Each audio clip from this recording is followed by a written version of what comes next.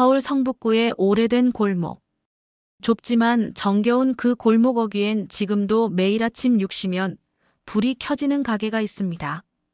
철수상회라는 이름의 이 작은 가게는 올해로 40년째 문을 열고 있죠. 주인은 바로 올해 73이 된 김철수 할아버지입니다. 김철수 씨는 매일 같은 시간에 눈을 뜹니다. 지금이 몇 시야? 세월에 다듬어진 손으로 눈가를 문지르고는 벽시계를 바라보죠. 새벽 5시 30분. 늘 그렇듯 알람보다 10분 먼저 일어납니다. 가게는 그의 집과 붙어 있습니다. 철수 씨는 방 하나, 주방 하나, 그리고 벽에 쌓인 박스들을 지나 슬리퍼를 끌며 뒷문을 통해 가게로 들어섭니다. 형광등 불빛이 켜지며 쓸쓸한 공간을 밝혀줍니다. 철수 씨의 하루는 그렇게 시작됩니다. 먼저 물을 끓여 믹스커피 한 잔을 타 마시고 신문을 펼쳐 동네 소식을 살피고 그리고는 진열대의 먼지를 천으로 닦아냅니다. 요즘은 손님보다 박스 먼지가 더 많이 쌓이네. 그의 목소리에는 어느새 묵직한 외로움이 배어 있습니다. 아내는 10년 전 세상을 떠났고 둘도 없는 친구 정 사장도 몇 달 전 요양원에 들어갔죠. 그의 일상은 말없이 반복됐습니다. 주민센터에서 나눠주는 도시락을 받고 노인정에서 받아오는 전단지 몇 장을 가게 앞에 붙이며 시간을 보내죠. 하지만 그는 불평이 없었습니다. 이 나이에 일하는 것만으로도 고맙지. 아직은 손발이 멀쩡하니까. 주민들은 그를 철수 아저씨 혹은 철수 할아버지라 부릅니다. 가끔 동네 아이들이 와서 아이스크림 하나씩 고르면 하나는 서비스다. 대신 공부 열심히 해라. 하며 푸근하게 웃곤 했습니다. 그런 철수 씨에게도 마음속 깊은 바람이 하나 있었습니다. 바로 이 가게를 아들 현수에게 물려주는 것. 이 가게, 너 어머니랑 내가 생고생하면서 일군 거야. 비록 큰 돈은 안 남아도 손님 발길 끊기지 않는 이곳. 너가 물려받으면 든든할 텐데 말이지. 그러나 아들 현수는 대기업에서 잘 나가는 기획실장입니다. 아버지, 그런 구멍가게는 그냥 정리하세요. 이젠 시대가 바뀌었잖아요. 그 말에 철수 씨는 아무 말도 하지 못했습니다. 겉으론 조용히 고개를 끄덕였지만 그날 밤 이불 속에서 그는 오래도록 뒤척였죠. 정리하라니. 이 가게는 내 피땀인데. 여느 날과 다를 바 없던 그 새벽. 철수 씨는 평소보다 30분 일찍 가게에 불을 켰습니다. 그날따라 창문에 비친 자신의 얼굴이 왠지 낯설게 느껴졌습니다. 어쩌면 이 일상이 이젠 나 혼자만의 고집이 된 걸까. 그는 한참을 그렇게 가게 앞 플라스틱 의자에 앉아 골목을 바라봤습니다. 오전 10시쯤 김철수 씨는 언제나처럼 오토바이 소리에 문을 열고 박스를 받았습니다. 고마워요. 조심히 가요. 짧게 인사하고 다시 계산대를 정리하려던 찰나였습니다. 가게 문이 덜컥 거칠게 열렸습니다. 아버지. 낯익은 그러나 싸늘한 목소리. 아들 김현수였습니다. 양복 차림에 번쩍이는 시계, 그리고 손에는 서류 가방을 들고 있었죠. 갑작스레 들이닥친 아들의 얼굴엔 평소보다 더 굳은 표정이 드리워져 있었습니다. 현수야, 웬일이냐? 너가 이런 시간에. 철수 씨는 반가움에 반쯤 일어섰지만 아들은 앉지도 않고 곧장 말을 이었습니다. 아버지, 이번 달 안으로 가게 정리하세요. 뭐라고? 건물도 제 명의로 바꾸는 절차 진행해야 해요. 세금 문제도 있고 부동산 시장 상황도 급변하고 있단 말이에요. 아버지도 이제 나이 드셨고 언제까지 여기서 버티시게요? 그의 말투는 계산적이었고 정에 묻힌 여운은 없었습니다. 너 갑자기 왜 그런 말을 하냐? 가게는 아직 쓸만하고 손님도 있고. 내가 다 알아서. 아버지. 현수는 말을 끊었습니다. 지금은 그게 중요한 게 아니에요. 여기 건물 시세가 이미 40억 넘었어요. 근처에 재개발 움직임도 있고 정리하면 아버지도 편하게 쉴 수 있고. 솔직히 말하면 우리도 이제 이거 신경 쓸 여력 없어요. 그 순간 철수 씨의 얼굴이 굳었습니다. 신경 쓸 여력 없다고.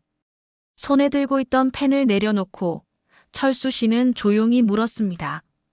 이 가게, 네 엄마가 아프기 전까지도 매일 같이 나와 정리하던 곳이다. 그냥 건물 하나가 아니야. 여기서 너 도시락 싸주고 숙제 도와주던 기억은 너한텐 아무 의미도 없냐? 현수는 눈을 피하며 짧게 대답했습니다. 추억만으로는 현실이 안 굴러가요, 아버지. 그리고 가방을 열어 도장 찍힌 인감 서류를 꺼냈습니다. 여기 위임장이에요. 사인만 하시면 변호사 통해서 바로 이전할 수 있어요. 철수 씨는 눈을 질끈 감았습니다. 가슴 깊은 곳에서 묘한 통증이 올라왔습니다. 그럼 넌 내 평생을 바친 이 가게를 이렇게 종이 몇 장으로 끝낼 수 있다는 거냐? 아들의 표정은 무표정했고 그 말은 그저 업무상의 설득처럼 들렸습니다. 그 순간 가게 유리문 너머로 동네 꼬마 하나가 손을 흔들며 말했습니다. 철수 할아버지, 그 수박 젤리 아직 있어요? 철수 씨는 무의식적으로 미소 지으며 대답했습니다. 응, 있지. 안쪽 찬장에 그대로 있단다. 그러나 다시 시선은 아들에게로 향했고 둘 사이의 공기는 싸늘하게 얼어붙었습니다. 김철수 씨는 말없이 도장을 바라보았습니다. 아들 손에 들린 그 인감 서류는 그의 인생을 전부 접으라는 말과 같았습니다. 그래, 알았다. 그는 조용히 입을 열었습니다. 아들의 얼굴엔 안도감이 스쳤고 곧장 펜을 내밀었습니다. 하지만 철수 씨는 곧장 서명하지 않았습니다. 그 대신 자리에서 일어나 천천히 가게 안을 둘러봤습니다. 낡은 나무 진열대, 벽에 색이 바랜 벽보, 냉장고에 붙어있는 손주들의 어린 시절 사진, 그리고 구석에 놓인 아내가 생전에 쓰던 바느질 바구니. 여기, 너 어릴 땐 이 진열대 밑에 들어가 숨바꼭질하곤 했지. 젤리 훔쳐먹다가 내가 등짝 한 대 쳤던 거 기억 안 나냐? 철수 씨는 허허 웃어 보였지만 목소리는 떨리고 있었습니다. 현수는 아무 대답 없이 서류를 다시 흔들었습니다. 아버지, 이제는 그런 이야기, 지나간 추억이잖아요. 현실을 좀 보셔야죠. 지나갔다 이거지. 철수 씨는 조용히 고개를 끄덕였습니다. 그리고 천천히 의자에 다시 앉았습니다. 그래, 그럴 수도 있지. 아버지가 사는 방식이 너희 눈엔 낡고 비효율적으로 보일 수도 있지. 말끝마다 담담한 채 했지만 그의 두 손은 무릎 위에서 미세하게 떨리고 있었습니다. 하지만 말이다. 그 낡고 비효율적인 가게가 너를 키운 뿌리라는 건 넌 끝까지 외면할 거냐? 현수는 아무 말 없이 눈을 피했습니다. 철수 씨는 억지로 웃으며 말했습니다. 그래, 내가 괜한 고집 부리는 걸 수도 있겠지. 지금은 다들 이렇게 산다더라. 그러곤 서류를 조용히 받았습니다. 그리고는 한참을 아무 말 없이 그것을 바라보다가 현수야, 며느리랑 손주는 잘 지내냐? 갑작스러운 말에 현수는 잠시 멈칫했습니다. 예, 잘 지내요. 아버지도 한번 오시죠. 지난 설에도 못 뵀는데. 철수 씨는 그 말에 짧게 고개를 끄덕였습니다. 그래, 이 서류 며칠만 좀 더 생각해 보자꾸나. 현수는 답답한 듯 이마를 짚었습니다. 아버지, 또 그러시면 며칠이면 된다. 말은 짧았지만 그 안엔 강단이 있었습니다. 아들이 끝내 말을 잇지 못하고 조용히 나가자 가게 안엔 정막이 흘렀습니다. 그 조용한 공간에서 김철수 씨는 인감 서류를 두 손으로 꼭 쥔 채 한참을 바라보다가 조용히 혼잣말을 했습니다. 나도 알아. 세상 달라진 거, 나만 못 따라가는 거. 근데 내가 버텨온 이 시간들이 그렇게 무가치한 건가? 그의 눈가엔 그날따라 유난히 오래된 먼지 같은 슬픔이 소리 없이 맺히고 있었습니다. 며칠 뒤 김철수 씨는 평소처럼 가게 문을 열었습니다. 그러나 그날따라 이상하게 골목이 낯설었습니다. 늘 인사하던 김떡볶이 사장님이 눈을 피했고 바로 옆 과일가게 이 여사는 묘한 눈빛으로 철수 씨를 힐끔거릴 뿐 말 한마디 건네지 않았습니다. 왜 그러지? 무심코 대문 옆 전신주에 붙은 A4 용지가 눈에 들어왔습니다. 성북 사구역 상가 리모델링 조합 발족 안내. 그리고 그 아래 작은 글씨로 적혀 있었습니다. 철수상해 부지 포함 예정 협조 부탁드립니다.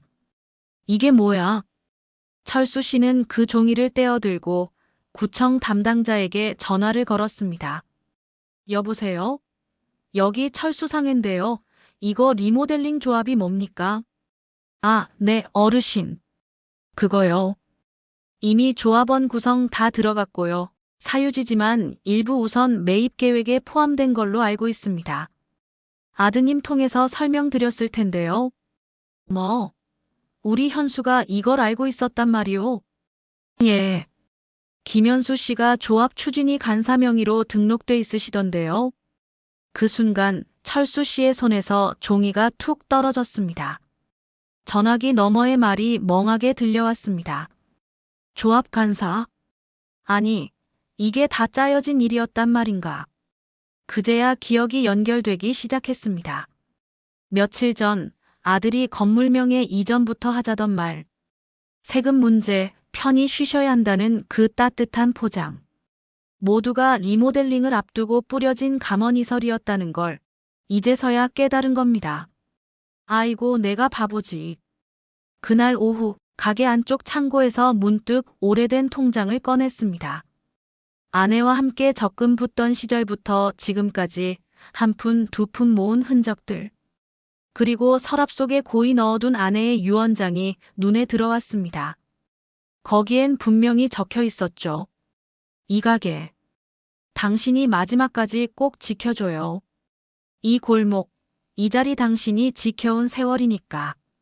철수 씨는 한참을 그 유언장을 바라보다가 문득 고개를 들었습니다. 가게 유리문 너머 한 남자가 양복을 입고 골목을 서성이고 있었습니다. 전화기를 들고 뭐라 말하며 가게를 향해 눈치를 보는 그 사내. 현수였습니다. 그리고 그 옆엔 부동산 명패가 걸린 서류 가방을 든 다른 남자도 있었습니다. 그 순간 철수 씨의 눈빛이 달라졌습니다. 손에 쥐고 있던 종이컵이 살짝 찌그러질 만큼 조용히 하지만 분명히 안에서 뭔가가 끓고 있었습니다. 철수 씨는 조용히 가게 문을 닫았습니다. 그리고 유리 너머로 아들과 부동산 중개인을 지켜봤습니다. 아버지, 오늘은 일찍 가게 닫으셨네요. 현수가 어색한 웃음으로 말을 건넸습니다.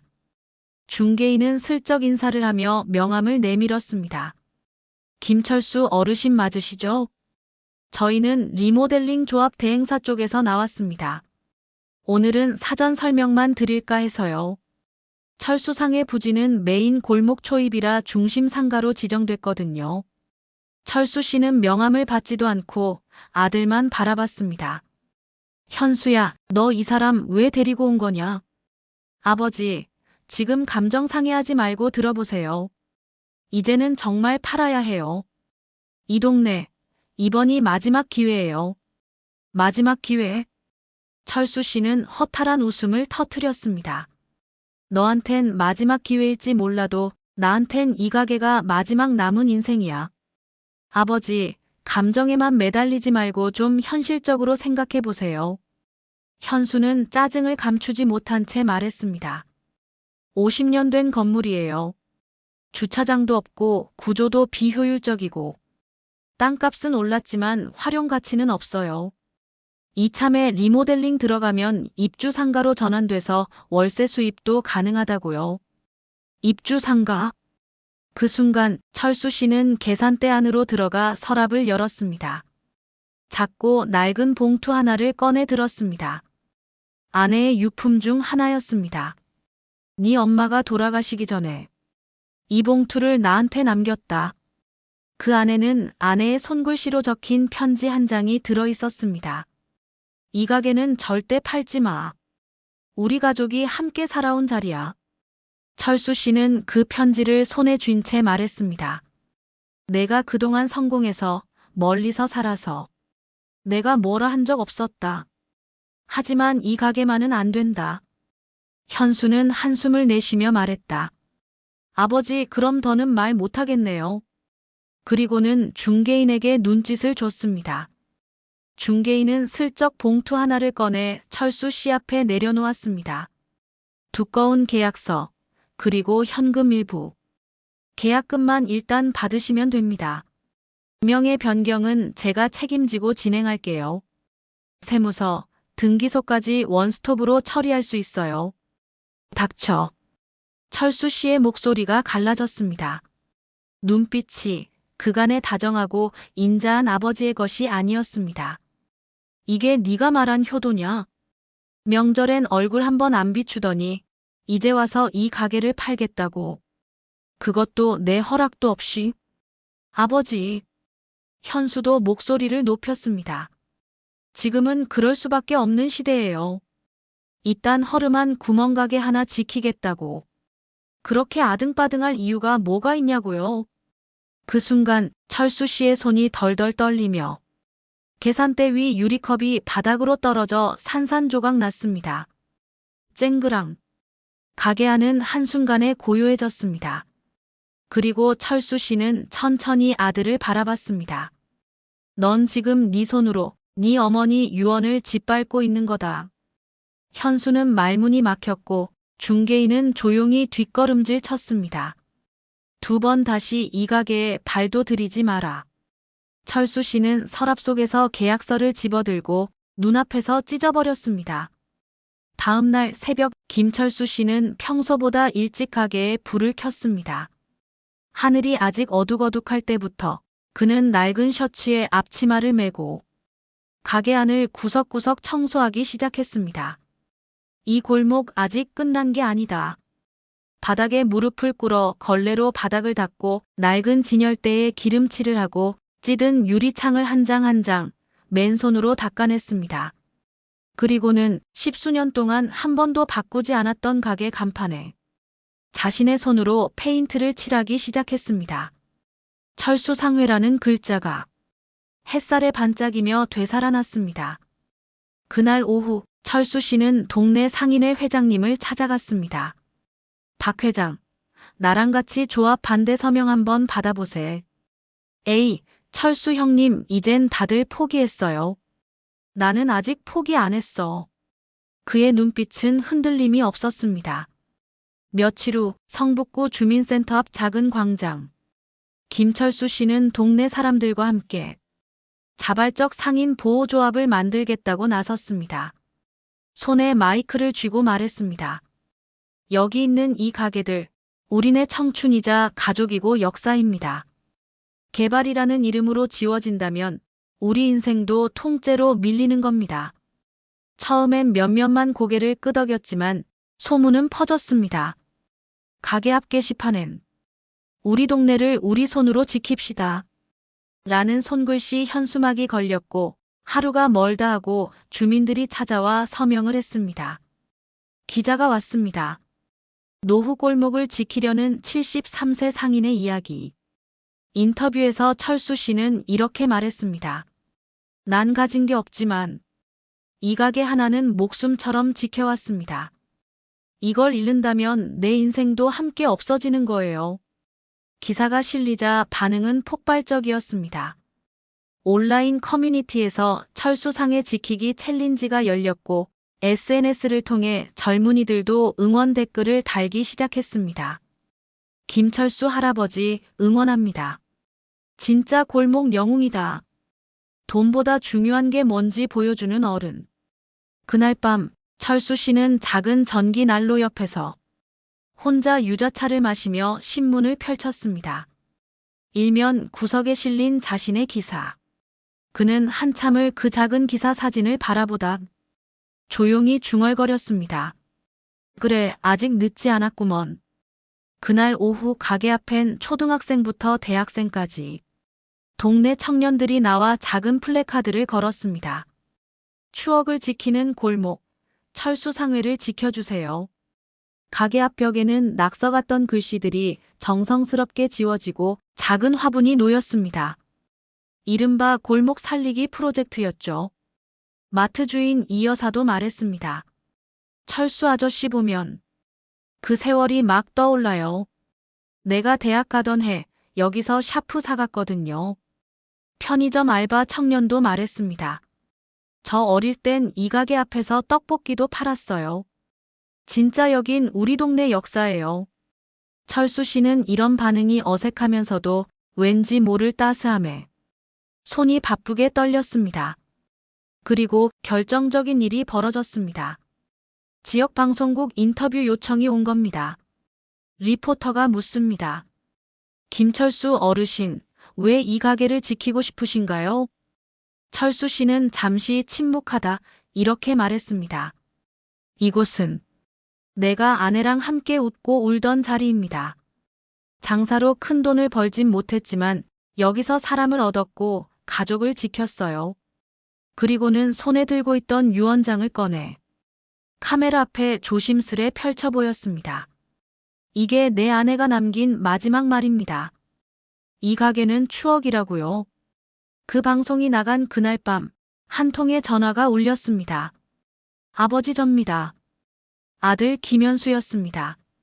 목소리는 낮고 거칠었습니다. 언론 플레이까지 하신 거예요? 아버지, 이건 너무하신 거 아닙니까?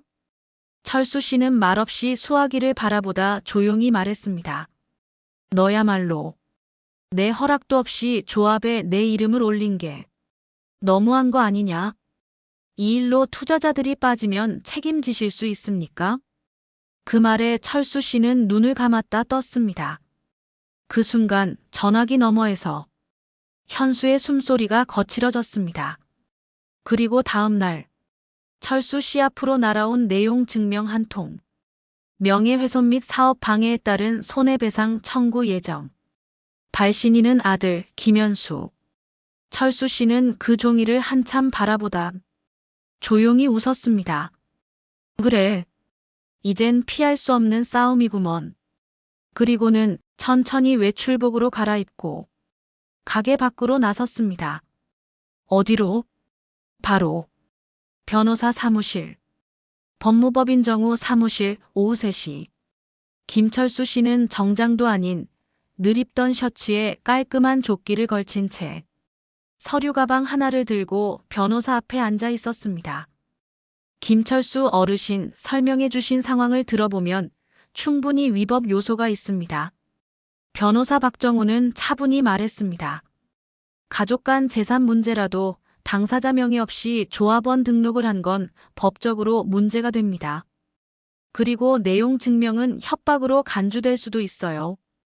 저희가 대응하겠습니다. 철수 씨는 고개를 끄덕이며 작게 중얼거렸습니다. 그래도 내 자식인데 이러고 싶진 않았어. 박 변호사는 조심스럽게 묻습니다. 그럼 회유나 조정 시도를 먼저 해보시겠습니까? 철수 씨는 가만히 창밖을 바라보다 천천히 고개를 저었습니다. 이젠 말로 되는 일이 아니야. 내가 손을 놓으면 이 골목도 내 인생도 다 무너져. 그의 목소리는 낮았지만 그 어떤 웅변보다 단단했습니다. 변호사는 계약 취소 가처분 신청과 함께 조합 등록 무효 소송 준비에 들어갔습니다. 가게로 돌아온 철수 씨는 문 앞에 누군가 남기고 간 메모를 발견했습니다. 철수상회 사장님. 사장님 덕분에 우리 가족이 웃습니다. 꼭 지켜주세요. 서툰 글씨체. 아마도 단골이던 싱글맘 김 여사의 아이가 쓴 듯 했습니다. 그 메모를 본 철수 씨는 아무 말 없이 가게 안쪽에 있는 의자에 앉았습니다. 가게 안은 조용했고 오직 오래된 시계 초침 소리만이 또각또각 울리고 있었습니다. 그는 눈을 감았습니다. 아내와 함께 새벽 시장 다녀오던 길, 첫 손님이 믹스커피 하나 하고 외치며 들어오던 웃음소리, 그리고 아들이 처음으로 학교 앞에서 도시락을 까먹던 모습. 모든 장면이 파노라마처럼 스쳐 지나갔습니다. 당신 말이 맞았어. 이 가게 내가 지켜야겠어. 그리고 그는 조용히 다시 일어났습니다. 계산대 아래 서랍에서 작은 상자를 꺼냈습니다. 그 안엔 낡은 사진 몇 장, 아내의 유품, 그리고 도장을 감싼 붉은 천. 이건 그 아이한텐 아직 안 줄 거야. 그날 밤 가게 문은 조용히 닫혔고 창문엔 작은 종이 한 장이 붙었습니다. 철수상회 임시 휴업. 잠시 숨 고르고 다시 돌아오겠습니다. 3주 후 성북구 주민센터 게시판엔 작은 안내문이 붙었습니다. 철수상회 5월 1일 다시 문을 엽니다. 가게 문이 다시 열리던 그날 골목은 마치 잔칫날처럼 북적였습니다. 손에 떡을 든 동네 할머니, 꽃다발을 안고 온 초등학생, 그리고 멀찌감치 서서 고개를 숙인 아들 김현수. 아버지. 현수는 몇 번이고 망설이다. 결국 조심스레 가게 안으로 들어섰습니다. 철수 씨는 말없이 진열대를 정리하다가 고개를 들었습니다. 왔냐? 죄송합니다. 현수는 무릎을 꿇었습니다. 그땐 왜 아버지가 그렇게까지 고집 부리는지 몰랐어요. 그냥 하나의 부동산이라 생각했어요. 철수 씨는 조용히 걸음을 옮겨 아들에게 무언가를 건넸습니다. 낡은 종이봉투. 그 안에는 사진 몇 장과 아내의 유언장, 그리고 진짜 도장이 들어있었습니다. 이제야 줄 수 있겠다. 현수는 놀라 손을 벌벌 떨었습니다. 아버지, 이걸 왜? 넌 아직도 돈만 아는 줄 알았다. 근데 그날 너 뒤에 숨어 울던 손주 녀석을 봤다. 그 아이는 이 골목이 좋아서 자주 온다더라. 철수 씨는 말없이 아들의 등을 토닥였습니다.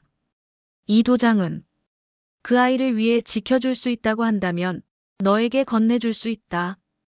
그리고 조용히 돌아서며 말했습니다. 다만 이 가게를 단순히 건물이라 생각한다면 받지 마라. 현수는 그 자리에 무릎 꿇은 채 고개를 깊이 숙였습니다. 그날 저녁 철수 씨는 셔터를 천천히 내리며 혼잣말을 했습니다. 여보, 오늘은 당신한테 칭찬 좀 받아도 되겠지? 그의 눈가엔 바람처럼 스쳐가는 아내의 웃음이 떠올랐습니다. 그리고 철수 상회의 낡은 간판 위엔 봄 햇살이 따사롭게 내려앉았습니다. 이 작은 골목에서 한 노인의 삶은 끝내 스스로를 지켜냈습니다.